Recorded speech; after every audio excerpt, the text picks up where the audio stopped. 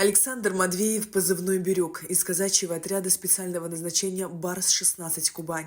Особенность этого отряда в том, что он состоит из казаков-добровольцев, которые уже 2 года выполняют боевые задачи на одних из самых сложных направлениях СВО, последняя из которых наступательная операция по возвращению города Красный Лиман.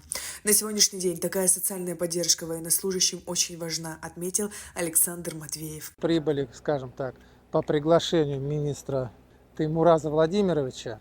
Нас 5 человек прибыло, участников СВО. Нас пригласили для восстановления и лечения. Это огромное спасибо, что вы нас пригласили и помогаете нам. От чистого сердца, от чистого. Исполняющий обязанности министра туризма Таймураз Хижба лично встретил гостей на абхазо-российской границе. Все они, к сожалению, раненые, контуженные. Мы их примем.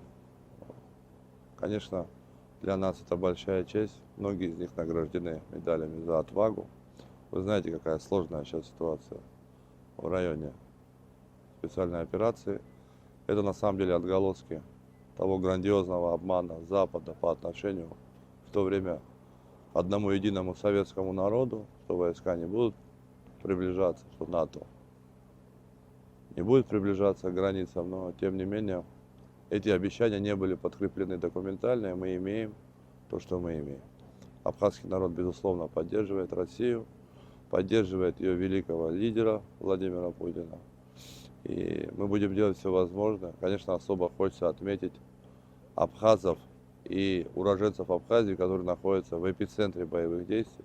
А мы, в свою очередь, делаем все возможное, чтобы как-то облегчить жизнь тем людям, которые борются за наши общие ценности, за наши общие идеалы. Реабилитация ветеранов будет проходить в Гагре. Их заселили в санаторно-курортный комплекс «Континент Гагра», расположенный в центре старого города в 100 метрах от знаменитой колоннады. Специально для гостей запланированы экскурсии, а также оздоровительные процедуры в больной лечебнице.